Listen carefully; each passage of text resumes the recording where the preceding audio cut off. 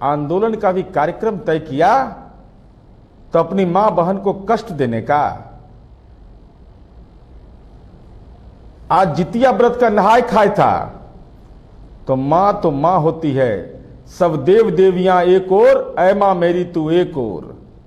एहसास हुआ, अपने राजनीति में औकात का एहसास हुआ कि नहीं? 9 बजे से 9:09 तक बिजली गुल कर दो, मुद्दे अपने तय किए। माननीय तेजस्वी यादव जी, तो हम लोग तो है पॉलिटिकल मजिस्ट्रेट, आपका कैसे पकड़ लेते हैं संपत्ति? जो आपके पिताजी संपत्ति लिखवा लेते थे तो पकड़ लेते थे ना। तो जरा आइए, मैं आंकड़ों के माध्यम से आपके आंदोलन में आपकी राजनीतिक औकात बताना चाहता हूं कि आपकी राजनीति में औकात क्या है इस बिहार में। ट्विटर बबुआ, जरा समझ लीजिएगा। आदरणीय प्रधानमंत्री नरेंद्र मोदी जी ने और बिहार के माननीय मुख्यमंत्री नीतीश कुमार जी ने राज्य की जनता को संकल्प 5 अप्रैल को दिलाया था कि अपने अपने घर में बिजली को गुल कर लीजिए और आप कोविड-19 कोरोना से लड़ने के प्रति संकल्प दोहराइए। तो अब तो आंकड़े हैं, विद्युत कंपनी है। तो 5 अप्रैल को जब आदरणीय प्रधानमंत्री जी और माननीय मुख्यमंत्री जी के द्वारा आह्वान किया गया, तो जिस समय बिजली गुल हुआ, होने के पहले 3828 मेगावाट बिहार में बिजली का सप्लाई था। और जब वो कार्यक्रम हमारा पूरा हुआ तो 1699 मेगावाट उस समय बिजली का सप्लाई बिहार में था। इसका मतलब 55% की कमी आई उस समय, उस टाइमिंग में, जिस समय आदरणीय प्रधानमंत्री जी और माननीय मुख्यमंत्री जी के आह्वान पर हुआ। आज जब 420 के आरोपी दागी तेजस्वी यादव जी आपने आह्वान किया तो 9 बजे 5573 मेगावाट बिजली का सप्लाई था और 9:09 में 5517 मेगावाट, 1% की कमी।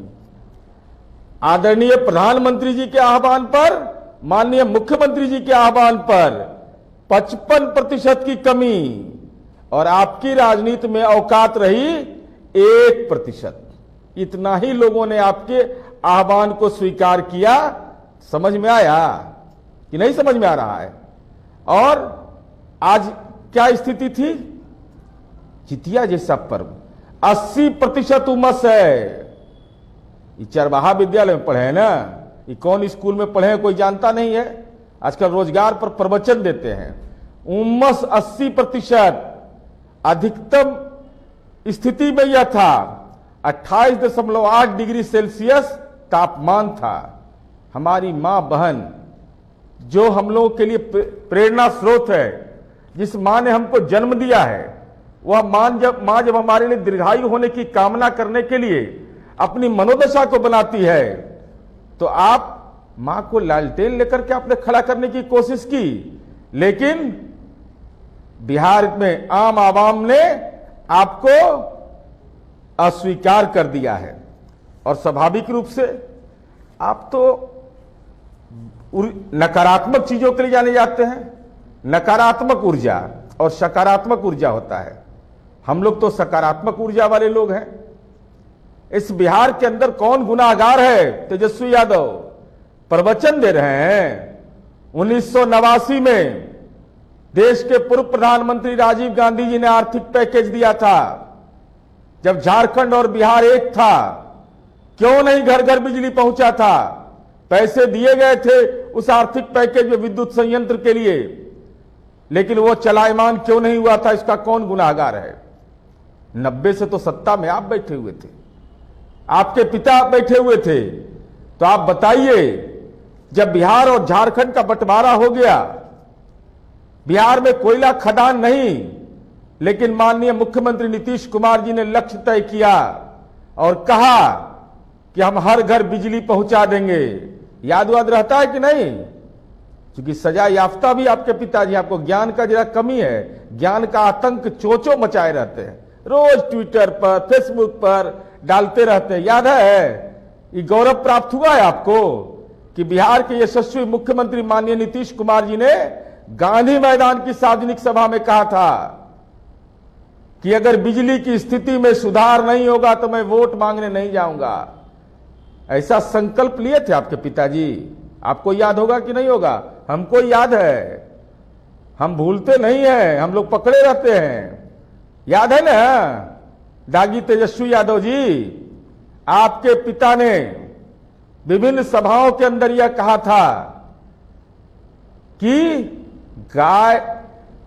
मैंने आपने भ्रष्टाचार पर कहा था, आपने बिहार के नौजवानों को रोजगार पर 10 मार्च 1990, याद रखिएगा तेजस्वी यादव जी, जेल मैनुअल का उल्लंघन आपके पिता करते हैं, उनसे संवाद कर लीजिएगा, पूछिएगा। आकाशवाणी पटना से अपने प्रसारण में जब बिहार की जनता के सामने शपथ लिया था तो आपके पिता ने 3 वायदे किए थे। पहला वादा था कि शिक्षा और सबों के लिए रोजगार। आंकड़े पेश करिए, कितने लोगों को शिक्षित आपने किया और कितने लोगों को रोजगार दिया? 10 मार्च 1990, अखबार निकाल करके देख लीजिएगा, हमारे पास तो साक्ष्य उपलब्ध है। दूसरा, आपके पिता ने कहा था कि भ्रष्टाचार को नियंत्रित करेंगे और विकासोन्मुखी काम करेंगे। तो भ्रष्टाचार को तो नियंत्रित करने में कानून ने आपको नियंत्रित कर दिया, होटवार पहुंचा दिया। अब विकास के काम के बारे में तो गांव के खेत खलियान में भी कोई सवाल खड़ा नहीं करता है कि माननीय मुख्यमंत्री जी ने क्या काम किया।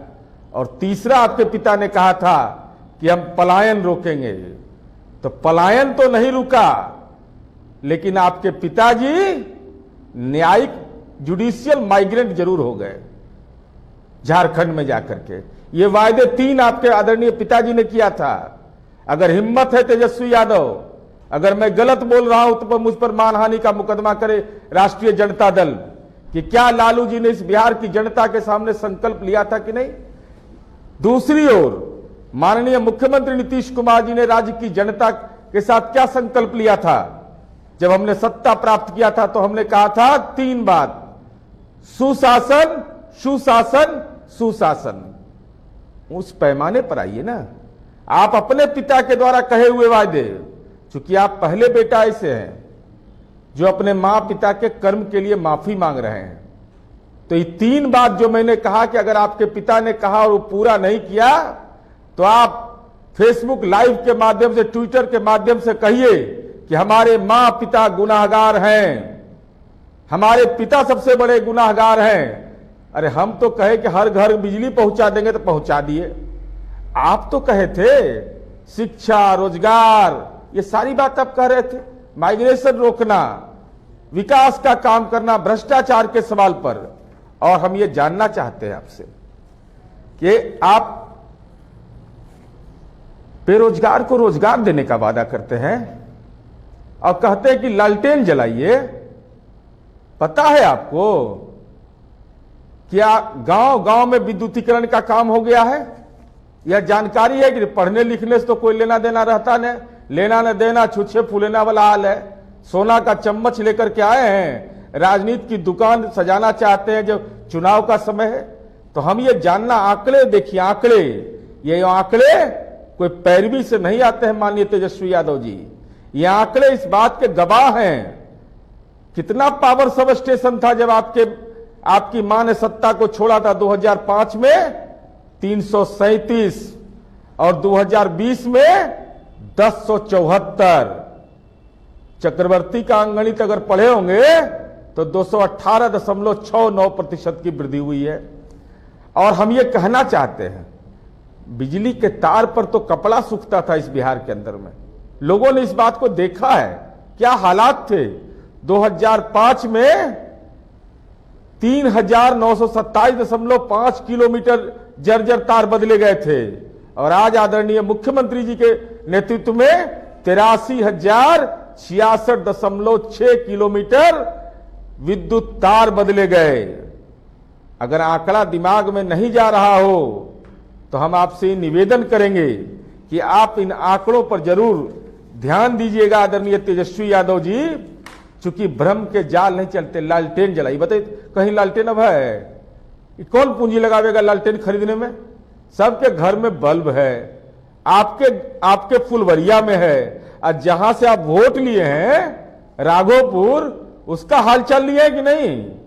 क्योंकि आप तो लेते नहीं हैं। कोविड-19 के दौर में भी नाव पर एम्बुलेंस हम लोगों ने बनवाया, हमारी सरकार ने। और राघोपुर का आंकड़ा देते हैं, जहां की जनता के साथ आपने ये वायदा किया था कि अगर जरूरत पड़ेगी तो हम मकान बनाएंगे। लेकिन दर्शन तो कभी कभी होता है आपका, क्या जिन्हें 2 बार या 4 बार कितने बार गए हैं।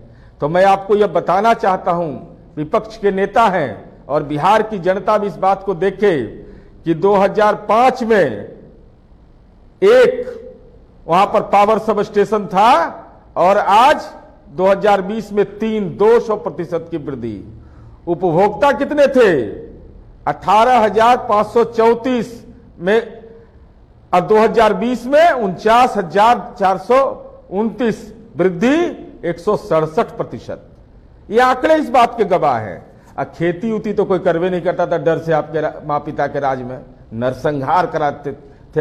जब मारा जाता था लोग तब अट्टहास करते थे आप। तब पता है कि 1268% वृद्धि एग्रीकल्चर कनेक्शन में हुआ है।